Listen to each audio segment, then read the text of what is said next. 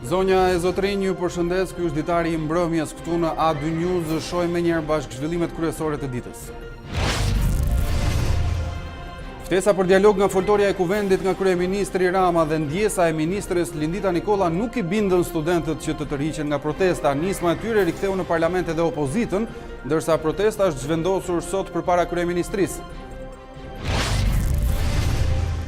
Ndërkohë presidenti reagoi për protestat, Ilir Meta i kthen në kuvend projekt buxhetin si një mundësi për të zgjidhur kërkesat e studentëve. Ndër të tjera në Ditari do të ndiqni. Mbahet të premte në Parlamentin e Kosovës votimi për kthimin e FSK-s në ushtri. Në prag të votimit presidenti i Kosovës Hashim Thaçi inspektoi forcat e sigurisë në kazermën Adem Jashari në Prishtinë. 9 viktima dhe mbi 40 të plagosur në Ankara. Një tren i shpejtësisë së lartë u përplas me një tren tjetër afër Ankaras.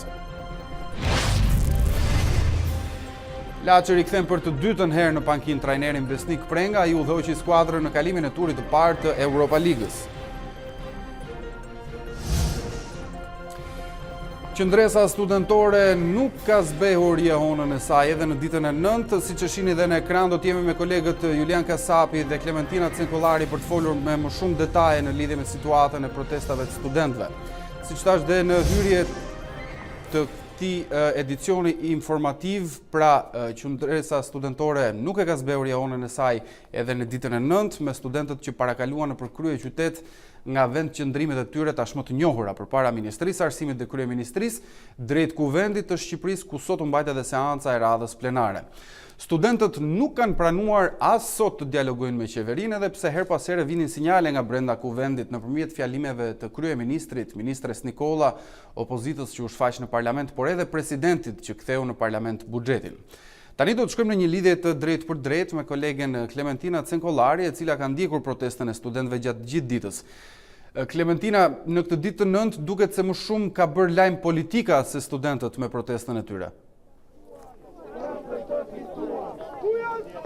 Po Arlin, sepse gjithçka nisi në fakt në kuvendin e Shqipërisë në orën 9 kur studentët u mblodhen në protestë, dhe aty rreth 60 minuta më vonë nisi seanca plenare e kuvendit të Shqipërisë, ku rrëzuan kërkesat dhe amendamentet e depozituara nga opozita që në thelb kishin rishikim të buxhetit për arsimin dhe vendosjen e një fondi të posaçëm për arsimin në nivelin prej 5 miliard lekë. Për majorancën, kërkesa e ardhur nga opozita ishte në kundërshtim me rregulloren dhe u rrëzua. Menjëherë pas këtij vendimi në kuvendin e Shqipërisë ka pasur një tjetër vendim të rëndësishëm, një dekret nga presidenti i Republikës, nga zoti Ilir Meta, i cili ktheu edhe një herë për rishqyrtim në kuvendin e Shqipërisë buxhetin e vitit 2019. Sipas tij, kjo është një mundësi për të plotësuar kërkesat e studentëve, por edhe për gjetur një zgjidhje që do të ishte në interes të gjithë publikut. Për kryeministrin Edi Rama është një pikpyetje e madhe se si presidenti i Republikës vendosi të rikthejë ligjin për buxhetin pikërisht në ditën kur rrëzua në kuvendin e Shqipërisë amendamentet e LSI-s. Kryeministri i vendit Edi Rama ju drejtua me një fjalë kuvendit të Shqipërisë, ku ai bëri një përmbledhje sipas mënyrës së tij të 9 ditëve të protestës së studentëve. E ndjekim përmbledhjen e tij. Para protesta i dha një shuplak qeverisë. E dyta protesta i dha një grusht opozitës dhe e treta protesta i dha një shpresë shoqërisë. Ndërkohë, Klementina, pas dite kryeministri thiri në një takim urgjent rektorët dhe dekanët e universiteteve, duke paralajmëruar se pas protestës autonomia e tyre do të preket. Po, sepse ai ka deklaruar se ligji i arsimit të lartë që i jepte autonomi pothuajse të plotë universiteteve në fakt rezultoi të ishte një dështim. Në mbledhjen me dekan dhe rektor, në fakt fjalë mbajti vetëm kryeministri Edi Rama, i cili lëshoi një seri pakënaqësisht në adresë të dekanëve dhe rektoratit. Sipas tij, ata nuk e kanë kuptuar ligjin e arsimit të lartë. Sipas tij, kjo protestë të studentëve më së shumti i drejtohet atyre. Ai tha se kërkesat më të mëdha që kanë ardhur nga universitetet në fakt kanë qenë kërkesa për fonde, për roje sigurie apo edhe për automjete. Ai përmendi rastin e një prej dekanëve i cili kishte kërkuar një automjet në vlerë deri në 70.000 euro, por nga ana tjetër ai nuk la pa përmendur edhe ato që në fakt e kanë vuajtur studentët, e kanë vuajtur edhe unë kur kam qenë student Arlind, detyrimin që bëjnë pedagogë të ndryshëm për të blerë librat e tyre. Gjithashtu, kryeministri Edi Rama ka deklaruar se do të ishte mirë që gjithë bordi i administrimit të universiteteve të shkarkohej dhe në vendin e tyre të vendoseshin persona me integritet, persona publik, ka deklaruar kryeministri i vendit Edi Rama. Ndërkohë, Arlind, më lejo të them, të shtoj gjithashtu se në këto momente këtu përpara kryeministrisë ka një numër relativisht të reduktuar të studentëve që ndoshta vjen edhe për shkak të motit të ftohtë, edhe pse studentët kanë gjetur mënyrat e tyre për ta sfiduar të ftohtin, shohim bataniet pak më tutje mund të shikoni edhe mjete ngrohëse sipas mënyrës së tyre të gjetur nga studentët. Ata janë kujdesur, duhet ta theksoj gjatë gjithë ditës së sotme Arlind që të mbajnë në pastër ambientin në çdo vend ku kanë protestuar. E kanë parë këtë përpara parlamentit, e kam parë të njëjtën gjë edhe këtu përpara kryeministrisë, sikurse ata në mënyrë të vazhdueshme kanë falenderuar uniformat blu për mbështetjen që sipas tyre i çdo protestës, por edhe qytetarë të shumë të cilët janë bashkuar protestës së studentëve gjatë ditës së sotme. Ata janë të vendosur për të mos pranuar dialog me qeverinë. Dialogu i vetëm sipas tyre është plotësimi i 8 kërkesave që prej më shumë se sa 9 ditësh tashmë janë artikuluar qeverisë shqiptare. Falenderoj Klementina Cenkollari, ishte drejt për drejt nga bulevardi Dëshmorët e Kombit përpara kryeministrisë, ashtu siç e pat që pas koleges ishin studentët që vijojnë të protestojnë për 8 kërkesat e tyre, por për të njëjtën temë ne do të vazhdojmë të flasim tani në studio. Me mua është bashkuar këtu zonja Lili Sula, është pedagoge e letërsisë. Faleminderit, mirë se erdhët në program dhe faleminderit që pranuat ftesën. Duket sikur po krijohet një përshtypje sikur po fillon një luftë midis qeverisë dhe universiteteve? Nuk është thjesht përshtypje për mendimin tim, është një gjë e parashikuar, e paracaktuar për të kaluar problemin nga një problem institucional që është qeveria në një problem komplet periferik për të kaluar topin pra nga fusha e dur në një fushë tjetër që nuk është fusha e dur. Sigurisht prononcimi i kryeministrit sot lë shumë për dëshiruar në disa aspekte. Por ajo që është më rëndësishme të adresosh universiteteve fajin për një ligj të arsimit të lartë, kanë fjalën për ligjin 80/2015 që është votuar në korrik të vitit 2015. Për atë që ka bërë maxhoranca, për atë që ka bërë ministria përgjegjëse e arsimit, kjo është naive dhe çdo kush e kupton. Unë jam e bindur që edhe studentët e kanë kuptuar, kam qenë me to gjatë gjithë paraditës deri në drekë dhe ja kanë qenë mjaft të ndjeshëm ndaj këtij transferimi të qëllimshëm. Ka disa ditë që hidhet balë mbi pedagogët, një çështje tjetër ka probleme universiteti, kanë probleme edhe pedagogët, por nuk është kjo koha dhe momenti për të zhvendosur vëmendjen kryesore të një problemi madhor që ka arsimi shqiptar. Sistemi ynë arsimor është i rënuar, kjo është çështja. Të tjerat janë tjetër gjë. Por për një nga problemet që ngritën studentët, në fakt u krijua një keq kuptim dhe a duhet mbajnë përgjegjësi fakultetet, universitetet, le të themi për mendimin e Këshillit të Ministrave për lëndët e mbartura, tarifën. Pra, kryeministri thotë që ajo është vendosur në maj dhe ata u informuan vonë. Përse ndodhi kjo? Jo, nuk është çështje informimi, kryeministri ka edhe për këtë çështje ka adresuar problemin tek rektorati. Dje Senati i Universitetit të Tiranës ka dalë me një prononcim zyrtar për gjithë Universitetin e Tiranës, ku shpreh mbështetjen e hapur ndaj kauzës së studentëve, ndaj protestës së tyre, si dhe shprehet me shkrim që asnjëherë universitetet nuk kanë kërkuar dhe nuk kanë sugjeruar rritje të tarifave, as tarifa dytësore ose këto tarifat e provimeve të bartura. Por kjo është një gjë e vogël, nuk është ky problemi, zhvendosja e vëmendjes tek provimet e bartura. Ky është detaj ku nisi është si themi shkëndia nga ku doli gjithë ky problem i madh. Ne kemi vite si pedagog që 3 vjet, 4 vjet që kundërshtojmë ligjin e arsimit të lartë. Ligji i arsimit mjaftueshëm? Është kundërshtuar, unë jam një nga kundërshtuesit që jam shprehur edhe me shkrim, edhe në media, në studio televizive, aq sa mundësi kemi pasur, se për të drejtën nuk kemi pasur shumë mundësi, ka pasur gjithmonë një derë të mbyllur dhe një dyshim për të mos e kundërshtuar ligjin e arsimit të lartë, por vetdia qytetare intelektuale ta lejon këtë dhe t'i ka përcjell çdo lloj barrierash, e kemi kundërshtuar sigurisht. Ligji i arsimit të lartë është shumë problematik. Do të thonë, ne jemi në këtë gjendje sot sepse plasi nga pjesa e studentëve, të cilët janë të papërmbajtur dhe shteti dhe parlamenti nuk mund ta përmbajë vrrullin dhe vullnetin e studentëve, pikërisht në këtë periudhë sepse pasojat erdhën dhe u trashën, u shtresuan, u ngarkuan kaq shumë sa që nuk mbante më. Zbatimi i këtij ligji është i pazbatueshëm. Ky ligj është rrënues, është një ligj që nuk shkon te realiteti tonë shqiptar. Pedagogët kanë dalë në krah të studentëve, por ndërkohë janë parë edhe si pjesë e problemit. Është artikuluar këto ditë edhe vettingu i pedagogëve. Si e shihni këtë gjë? Unë e theksoj edhe një herë mendimin tim dhe parimisht dua ta theksoj jo për vete, absolutisht jo personalisht. Të mos hidhet balë me pedagogët. Pedagogu është një figurë e nderuar.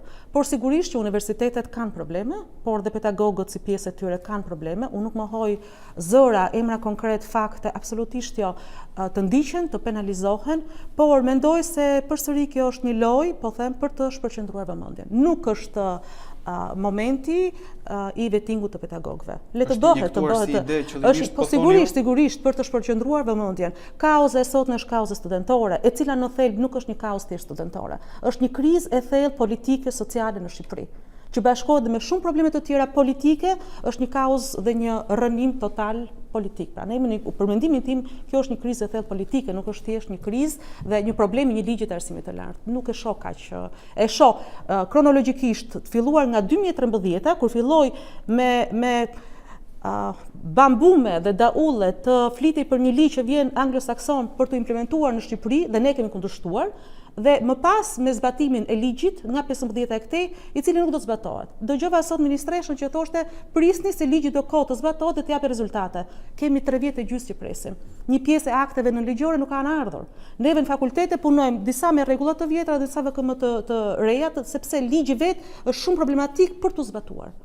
Aq më tepër problematike edhe për pjesën e studentëve, për pjesën e funksionimit të brendshëm, për autonominë e universiteteve e tjerë. Është synuar sipas meje, ta them edhe këtë fjali, sepse nuk janë studentët, është ligji, është politika, është reforma politike që është bërë këto vite me arsimin e lartë, por dhe me arsimin e përgjithësi. Për mua është një ministri e rësie që nuk e drejtësoi kombin, përkundrezi, e çoi në rënim. Për të kthyer tek kërkesat e studentëve, si ju duken kërkesat e tyre? Janë të formuluara mirë, mund të imponohen ata? Unë kam vënë re që studentët kanë një vullnet të pandrydhur, domethënë janë vullnete të lira që nuk mund t'i manipulosh, nuk mund t'i tërsosh.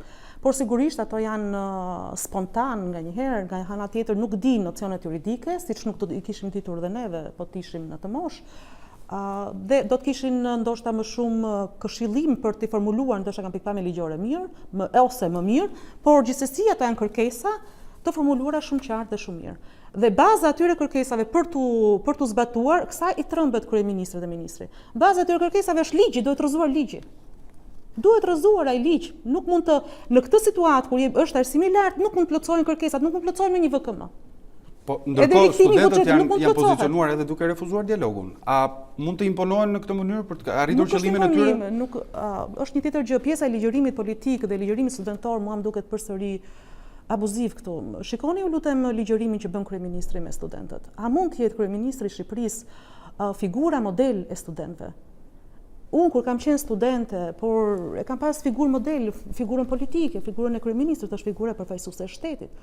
Është ai që studentët dhe të rinjt sot e shikojnë si model të formimit të vet, të portretit dhe të profilit të vet, politik, publik, profesional e tjerë. Kjo është një gjë që lë shumë për dëshiruar dhe përsëri t'ju them të drejtën nuk e shoh nga studentët. Janë kapur edhe nga mediat një sër probleme, shfyrjesh publike që kryeministri me natyrën e vet prepotente, themi të drejtën, ju ka lëshuar fare pa fre studentëve, është keqardhje e thellë.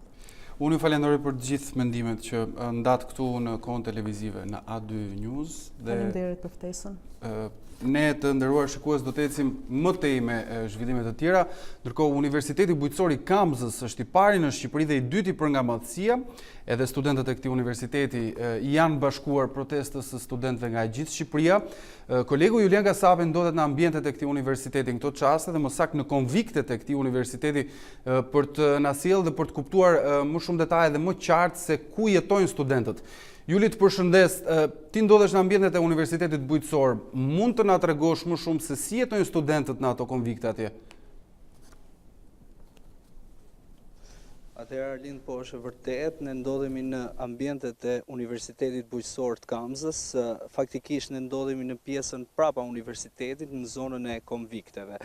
Mund t'ju them se ishte mjaft e vështirë për t'u futur brenda ambienteve të konvikteve, pasi shërbimet e punonjësve janë tepër të përforcuara dhe nuk lejohet asnjë person i cili nuk është student që të futet brenda ambienteve. Gjithashtu, por ne arritëm të ishim brenda ambienteve të studentëve. Pamjet të cilat po shihni bëjnë fjalë për një nga dhomat e studentëve, është një dhomë ndonse është dyshe, kushtet janë tepër të vështira dhe jo higjienike. Gjithashtu mund t'ju them se mensa para disa vitesh në këtë universitet, paktën në konviktet e universitetit, ka ekzistuar, por gjithashtu ajo pak më vonë u mbyll për shkak se biznesmeni i cili kishte marrë këtë biznes falimentoi dhe u detyrua që ta linte. Por nga ana tjetër, të gjithë studentëve nuk u lejohet që të gatuajnë në dhomat e tyre. Pra, asnjë student nuk duhet gatuajnë në dhomat e tyre, megjithëse tashmë që të gjithë ata e bëjnë, për të vazhduar më tej tek tualetet. Gjithashtu dhe tualetet janë në një gjendje tepër të rënduar dhe në kushte jo higjienike.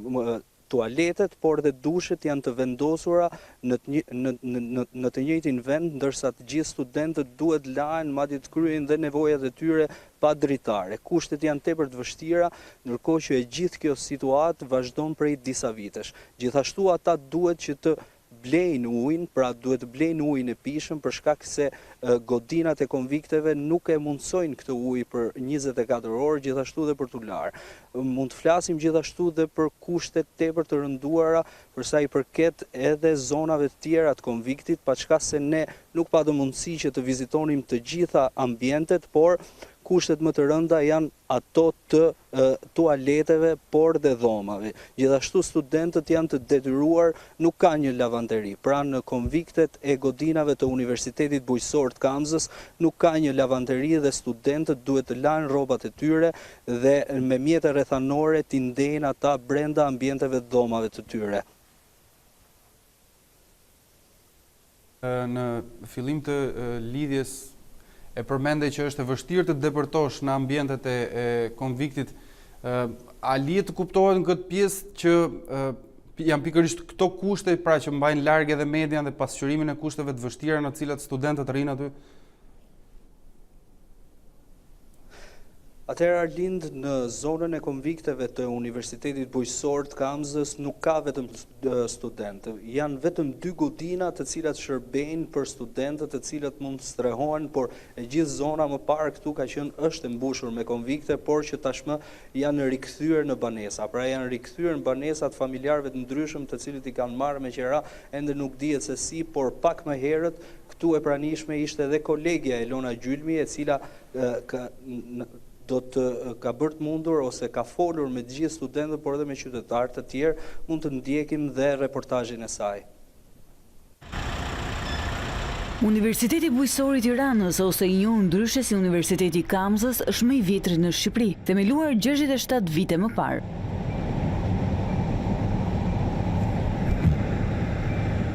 Pas 7 dekadash, konviktet e bujqësorit janë në këtë gjendje, gjysmë gërmadha, gjysmë shtëpi të improvizuara. Kur u ndërtua fillimisht Universiteti Bujqësor i Kamzës, mirëpriste në konviktet e tij 6.000-7.000 student. Tashmë, në 2 godinat e vetme funksionale, kanë mbetur vetëm 300 të tillë. Të akomoduar kemi të 250 studentë. Presim tash në janar që janë master e tjere 50 të tjerë, shkon të 300 studentë aktualisht. Për sa i përket investimeve, Ne në 2 godinat keni kërku nga anë e Bashkisë Tiranës investime për sa i përket banjave aktualisht, se 2 kate janë reseruar me plagë me stavatime, kurse 3 të tjerat janë pa reseruar. Unë jetoj në një kat në të cilin nuk është prekur që nga viti 1970. Nuk e di, po të bëhen analizat e diçka që pikon atje, edhe i myku që është në banja, në tualet. Këtu, ata 299 studentët e shkret, ku shkojnë në tualet, i pikon dita ditës tualeti katit mësipe. 8 godinat e tjera të korpusit universitar të Universitetit Bujqësor të Tiranës mirëprisnin deri në vitin 2013 540 familje. Në të vit, pjesa më e madhe u shpërngulën dhe aktualisht në to jetojnë vetëm 30 familje në kushtet mjerueshme, pa dritë dhe ujë. Kena 18 vjetë këtu, po jenë për 5 vjetë pa drita. Sa vetë jeni në shtëpi? 4. Mamin e kam të smur. Kam djarin që ka dërë nga shtëpia fëmijë, se dhe ati për më të në shtëpi nuk i dhënë. Ta shpetem kushtet mjerueshme, pa drita, pa ujë, pa ngrofje. Si lajni? Me bombël. Ngrofi mujnë bombël me kazan dhe lajna. Për vitesh është premtuar që korpusit universitar të Bujqësorit do t'i kthejë shkëlqimin e tij i dikurshëm dhe në të gjitha godinat do të akomodohen studentët. Por deri atëherë, 8 fundit, ashtu si dhe 30 familjet e vendosura në të, do të vazhdojnë të përjetojnë mesjetën. Policia e shtetit ka vënë pranga shtetasin Fabiola Lushi i shpallur në kërkim për ngjarje në zonën e ish bllokut ku mbeti i vrar Fabian Gaxha. Alushi ishte shpallur në kërkim prej afro 2 muajsh, ndërsa për ngjarjen janë ende në kërkim Ervin Mata dhe Merviol Billo. Komisioni i posaçëm i apelimit ka shtyr vendimin për bashkim dedjen. Antari i gjykatës së lartë u kap në shkelje me pasuritë duke rihapur hetimin. Komisioni i posaçëm i apelimit e konsideroi si çështje delikate dhe komplekse, duke marrë kohë deri më 17 dhjetor për të shpallur vendimin. Në fakt, kolegji i posaçëm i apelimit e ka hapur dhe e ka mbyllur brenda pak sekondash, do të thoja, seancën për shpalljen e vendimit për një nga anëtarët e gjykatës së lartë Bashkim Dedja, i cili është rikthyer me kërkesë të komisionerit për rishikim të pasurive të tij. Në fakt, seanca ishte parashikuar për të zhvilluar rreth orës 15 për shpalljen e vendimit, duke lënë të kuptohet që nëse Bashkim Dedja do të vazhdonte apo jo punën e tij si gjyqtar në gjykatën e lartë, pasi ai është kapur në shkelje të hapur me ligjin duke mos justifikuar pasuritë e tij. Por, me sa duket, kolegja ka pasur të vështirë, argumentimi që ka bërë trupi gjykues ka qenë fakti që çështja është shumë komplekse.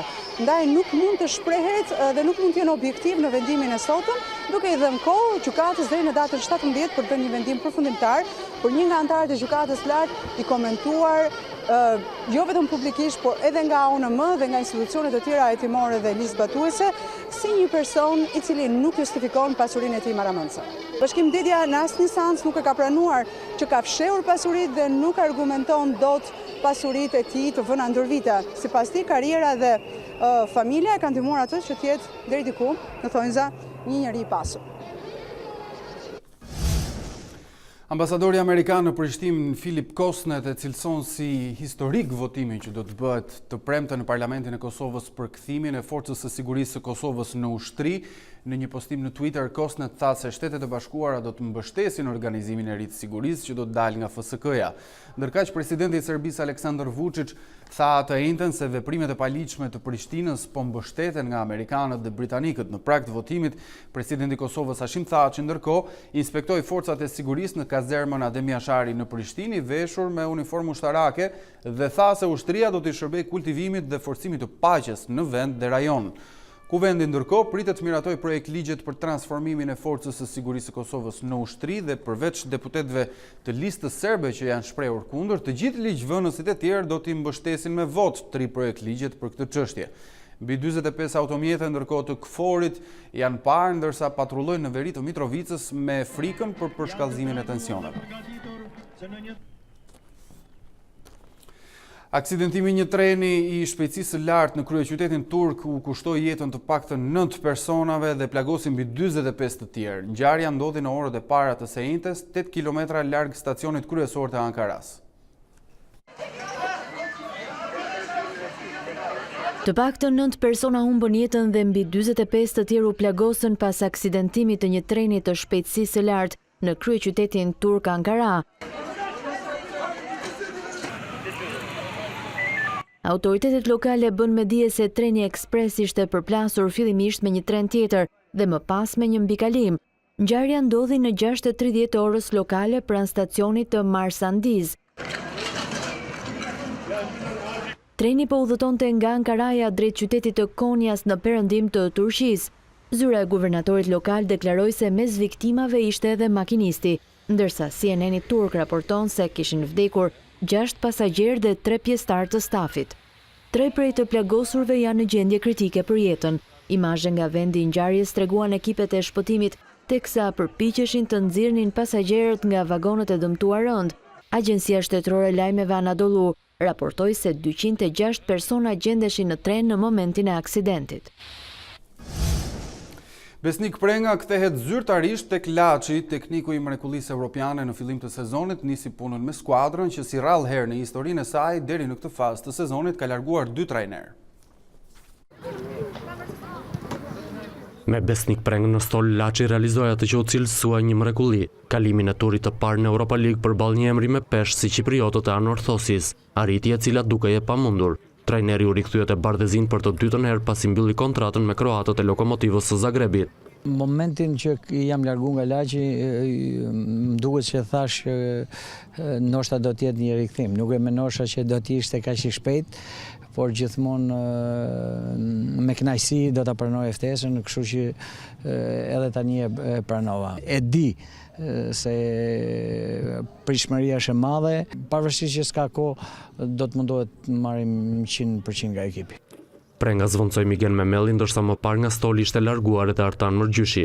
Lëvizja erdhi pas ecurisë së ekipit që është larguar nga zona e kupave të Europës, edhe pse trajneri i ri kërkon të mbyll gjysmën e parë të edicionit dhe më pas të vendosë objektiva. Janë 2 ndeshje, janë 9 ditë. Kam kohë vetëm 9 ditë, nuk kam ardhur, nuk më ka thënë njëri për objektiva. Kam ardhur